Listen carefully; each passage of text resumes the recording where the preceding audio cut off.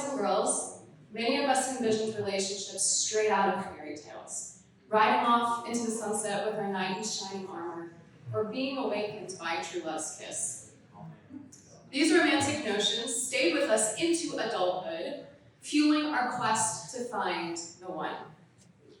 When we meet this person, there would be this instant spark, an effortless connection, and they would perfectly complement us in ways we never thought possible. The search is not just for a spouse, it's for a soulmate, our other half, nasza wtorая polowina. And the expectation about getting married, about finding our wtorая polowina in our Slavic community is very clear. The sooner, the better. Not only is the idea of a soulmate found in our Slavic culture, but according to a 2011 survey, 73% of Americans believe in the idea of soulmates. And for those under 30, this number actually increases to 80%. The hope of having a soulmate is undeniably comforting because no matter how many times we've had our hearts broken, no matter how many lonely holidays we've had to endure, we hold on to this hope that there is someone out there searching for us just as we're searching for them. But let's pause for a second. Where did the idea of a soulmate even come from? The concept of soulmates finds its roots in Plato's Symposium and Greek mythology. According to the myth, humans were originally created as androgynous creatures, meaning they were both male and female, with 4 legs, 4 arms, and 2 faces. But Zeus feared their power. He split them in half, condemning them to spend eternity searching for their other half. And so the idea of a soulmate was born. The myth became so pervasive that it's found its way through history into our present-day culture, permeating everything from classic literature like Romeo and Juliet and Pride and Prejudice, to modern romantic comedies and even Disney fairy tales. While the idea of a soulmate is undeniably romantic, it's not biblical, and here's why. The idea of a soulmate is Greek mythology, not Christian theology. There is no scriptural basis for the concept that each person has one perfect partner destined for them. The Bible is clear that the only one who can complete us, fulfill us, and make us whole is Jesus Christ. And to place any human being into that position is idolatry, elevating them into a position that's reserved for God and God alone. Colossians 2:4, now this I say, lest anyone should deceive you with persuasive words. Verse 8, beware lest anyone cheat you through philosophy and empty deceit, according to the tradition of men and not according to Christ. For in him dwells the fullness of the Godhead bodily, and you are complete in him, who is the head of all principality and power. Now, some of you may be thinking, well, what about Adam and Eve, or Isaac and Rebekah? Aren't these biblical stories supporting the idea of divinely ordained soulmates? It's a fair question. However, these stories serve different purposes. The story of Adam and Eve establishes the theological foundation for marriage, that it's a sacred union between a man and a woman, ordained by God for companionship, procreation, and the establishment of families. It is not a blueprint for finding your perfect match. Isaac and Rebekah's story demonstrates God's guidance and involvement, but also highlights Rebekah's free will in the decision-making process. If we remember in the story, Laban actually tells Eliezer, we actually need to ask her if she even wants to go. Her choice wasn't taken away from her just because God was involved in the process. Even the personal testimonies we often hear, where people felt supernaturally led by God to a specific person.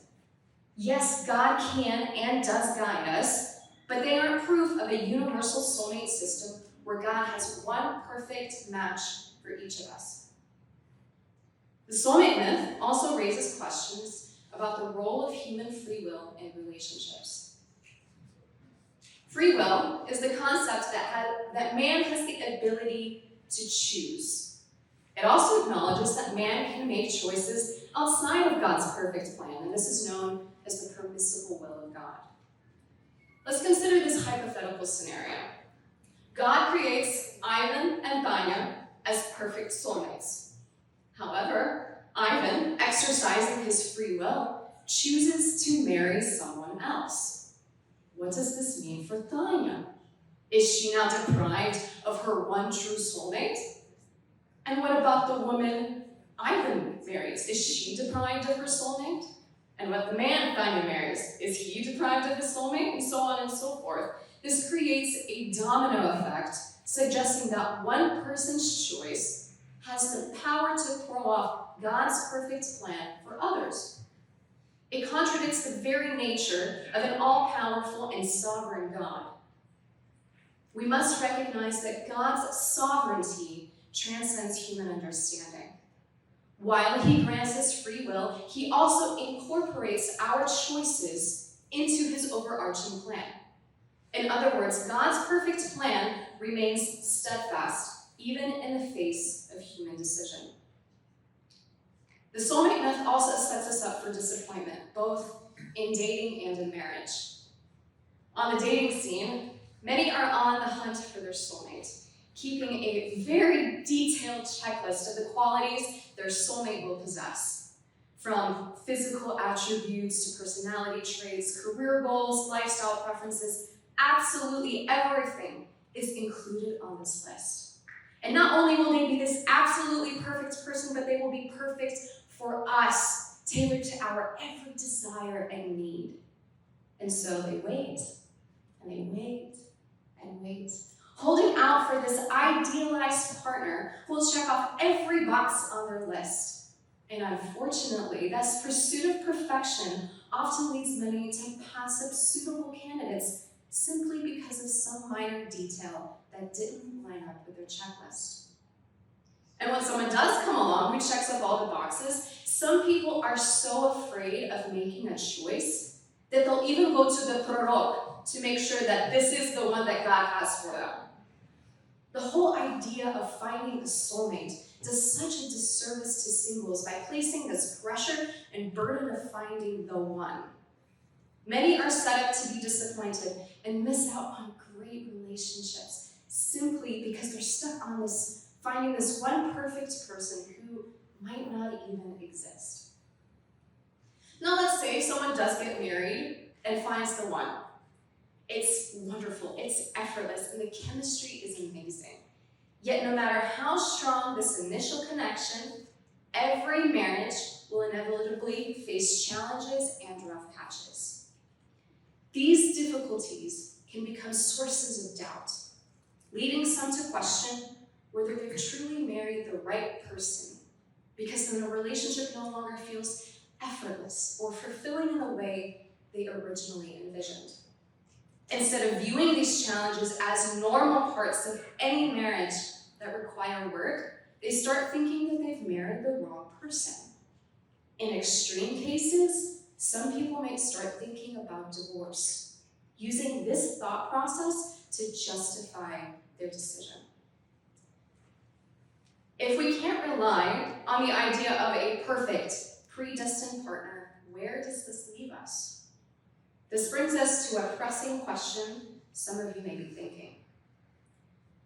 If God doesn't have a particular soulmate in mind for us, does he still have a specific person he wants us to marry? There's this common belief that God's goal for our lives is to make us happy. And while people don't express it in such explicit terms, we still think that a good Christian life will be marked by ease and blessings. We often hear, if we just trust God enough, all our endeavors are guaranteed to flourish. And if we encounter misfortune and struggle, it's a clear sign we're just not on the path that God has for us. This actually is the premise of prosperity gospel. Since happiness is often associated with romantic relationships and marriage is a blessing, it is then assumed it becomes God's concern to fulfill this desire. Singleness is seen as this second-class status, which we need to get rid of as quickly as possible the sooner the better. This mindset can lead to some issues because if you're still single in your late 20s or 30s, people start assuming that there's something wrong with you or that your spiritual life may be just not in order. Well-meaning friends and family might offer advice like, if you just draw closer to God, He will get you a spouse. Such advice, though well-intentioned, can push singles to overly spiritualize their quest for a marital partner, leading them to believe that longing for a spouse is not just a personal desire, but a God-ordained destiny. Every meeting, every potential relationship is scrutinized for signs of divine approval, with the question, is this the one God has for me?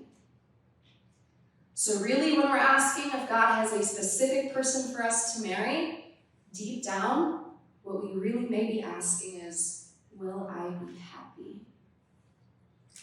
Here's the thing. God's primary goal for our lives is not happiness. It's our sanctification. What is sanctification? We've heard this term all our lives at church. Sanctification is the process of being made holy, being refined, and being conformed to the image and likeness of Christ.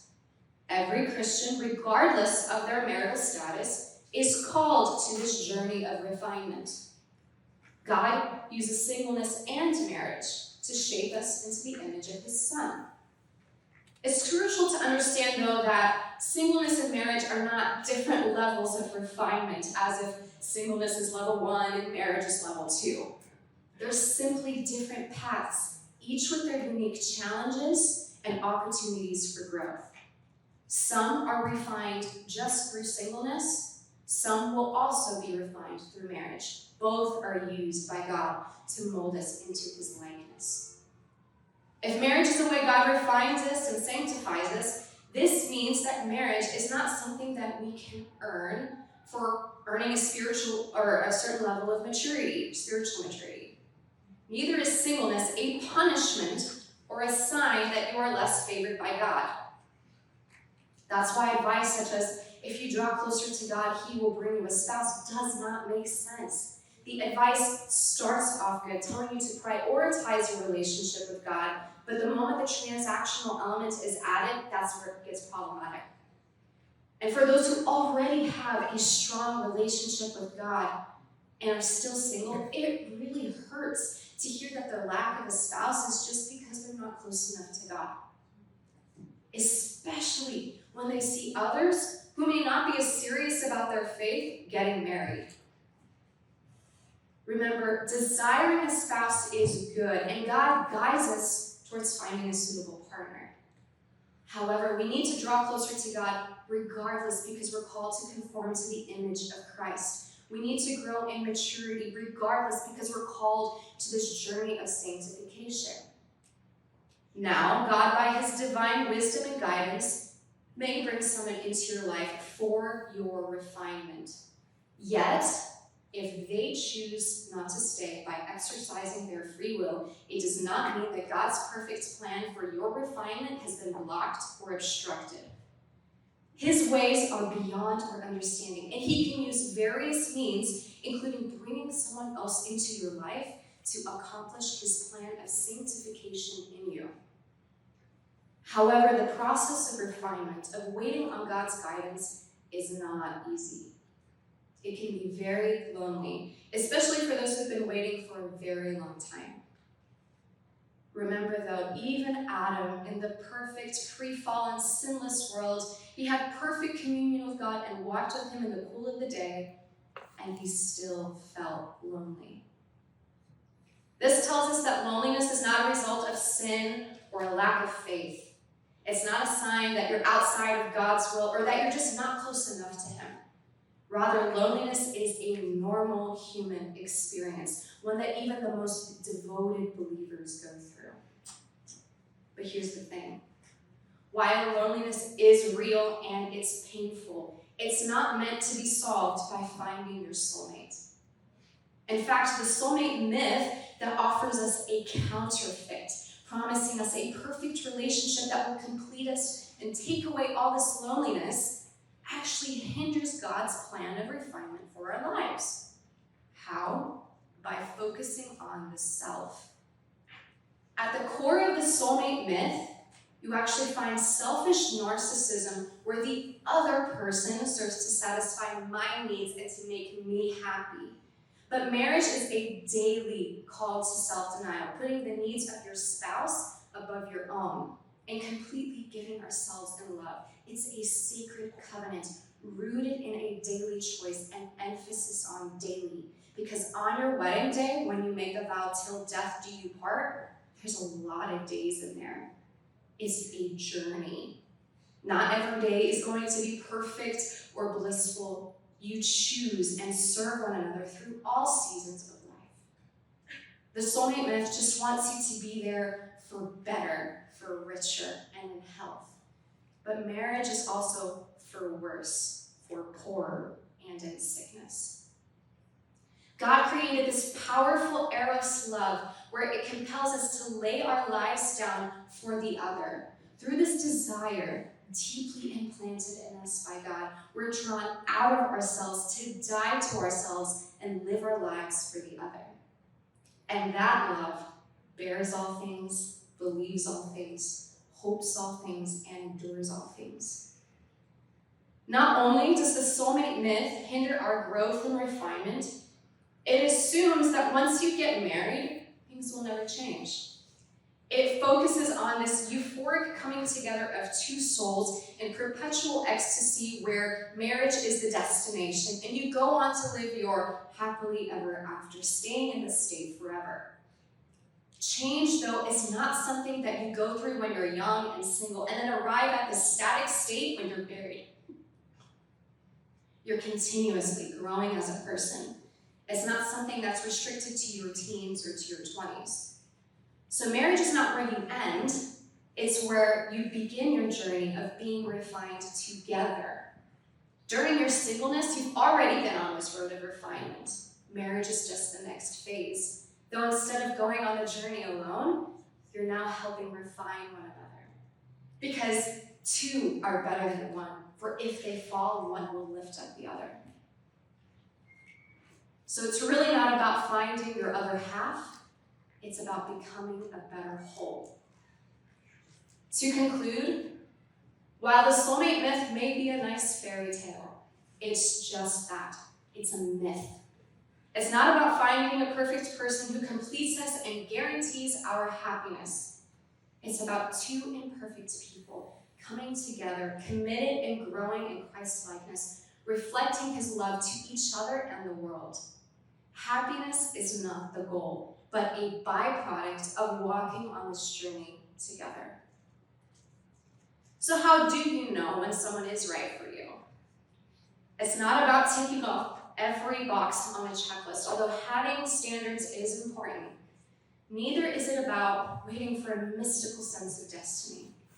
Rather, it's about finding someone that makes you want to be a better you.